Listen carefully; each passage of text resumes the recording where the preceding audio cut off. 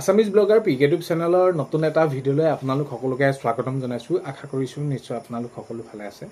ভালে থাকক, ভালে থকাটো বিচাৰোঁ। আজিৰ ভিডিঅ'ৰ থাম্বনেইল আৰু টাইটেল দেখি আপোনালোকে নিশ্চয় গম পাইছে ভিডিঅ'টো কোনকেইটা বিষয়ৰ ওপৰত হ'বলৈ গৈ আছে। OPS বিদ্যালয় প্ৰাদেশিকৰণ, গুৰু দক্ষিণা আৰু শেহতীয়াকৈ ৰাজ্যত যিটো বানপানী সৃষ্টি হ'ল, যি যেনেদৰে এতিয়া আপোনালোকে হৈ আছে, তো খোৱা পানী এটুপি পাবলৈ হাহাকাৰ হৈ পৰিছে। বিশেষকৈ যোৰহাট, শিৱসাগৰ, তিয়ক, জাজি, জামুগুৰি, জয়সাগৰ, সোণাৰী, নাজিৰা, চৰাইদেউ, নিমাইজান, তো এইবিলাক অঞ্চলত যি যেনেকুৱা ধৰণৰ পৰিস্থিতি হ'ল আপোনালোকে সেইখিনি গম পাইছে। আৰু এই ক্ষেত্ৰত এতিয়া ৰাজ্য চৰকাৰে গুৰুত্ব সহকাৰে লৈ সকলোখিনি কাম কেনেদৰে সহায় কৰিব পাৰি, বানপীড়িত লোকসকলক কেনেকুৱা ধৰণৰ কি পৰ্যায়ে সহায় কৰিলে তেওঁলোকৰ সুবিধা হ'ব। কাৰণ কেলৈ মুখ্যমন্ত্ৰী মহোদয়ে নিজেই উপস্থিত হৈ সকলোখিনি ক্ষয় ক্ষতি বুজ ল'লে আৰু এইটো কথা তেওঁ মন্তব্য কৰি ক'লে যে আমি যিটো ভাবিছিলোঁ, আমি যেনেদৰে ভাবিছিলোঁ সেইখিনি তাতোতকৈ বহুত বেছি ক্ষয় ক্ষতি হৈছে আৰু আগন্তুক সময়ত তেওঁলোকক সকলোখিনি ক্ষতিপূৰণ দিয়াৰ কথা ইতিমধ্যে কৈছে।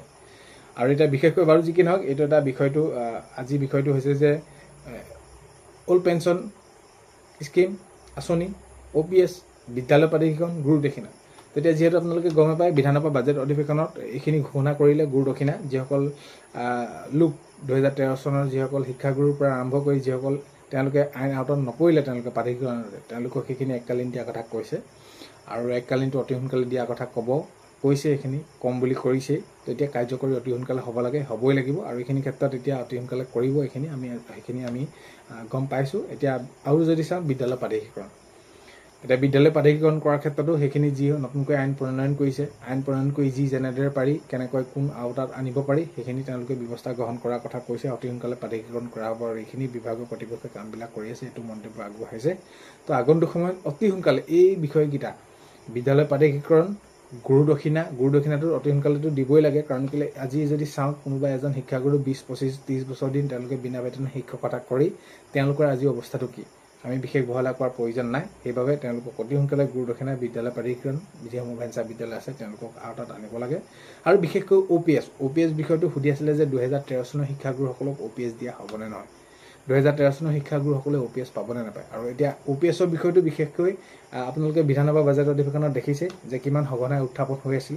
অখিল গগৈ ডাঙৰীয়াই উত্থাপন কৰিছিল বা বিভিন্নজনে এই বিষয়টো অতি উত্থাপন কৰি কৈছে যে সকলোখিনি কৰ্মচাৰী পুৰণি পেঞ্চন নীতিৰ যোগেদি এইখিনি সাঙুৰি ল'ব লাগে। কাৰণ কেলৈ হ'লে একেটাই সকলোৰে বাবে হ'ব লাগে, OPS হ'লে OPS হ'ব লাগে সকলোৰে বাবে। আৰু এই ক্ষেত্ৰত আপোনালোকে ইতিমধ্যে গম পাইছে, এই মাননীয় মুখ্যমন্ত্ৰী মহোদয়ে এই বিষয়টোৰ ওপৰত ইতিমধ্যে কৈ থৈছিলে যে OPS হ'বলৈ হ'লে কেনেদৰে নীতি হ'ব লাগিব, কেন্দ্ৰীয় চৰকাৰে কেনেদৰে কৰিব লাগিব। এতিয়া মই আপোনালোকক স্পষ্টকৈ এইটো জনাব বিচাৰিছোঁ যে 2013 চনৰ শিক্ষাগুৰুসকলৰ কথা যিহেতু প্ৰসংগটো আহি আছিলে যে OPS হ'ব নহ'ব কি হ'ব, OPS আপোনালোকৰ নহয়। আপোনালোকে এইখিনি বিশেষকৈ এনেই চিন্তিত হৈ নাথাকিব।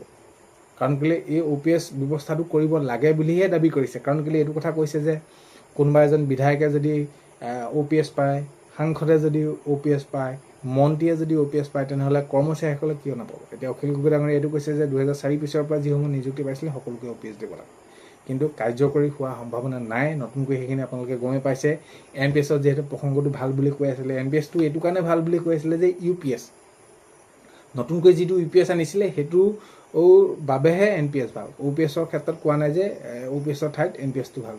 তো এইবিলাক আৰু আপোনালোকে গমেই পাইছে UPS হোৱাৰ সম্ভাৱনা এইখিনি প্ৰায় নিশ্চিত হৈ পৰিছে। 2013 চনৰ শিক্ষাগুৰুসকলৰ এইখিনি যি অৱসৰ গ্ৰহণ কৰিছে তেওঁলোকে, বাকী OPS হোৱাৰ সম্ভাৱনা নাই। কিন্তু হ'লে সকলোৰে বাবে সমান হ'ব লাগিছিল, এইখিনি আমি সকলোৱে বাৰম্বাৰ ক'ম।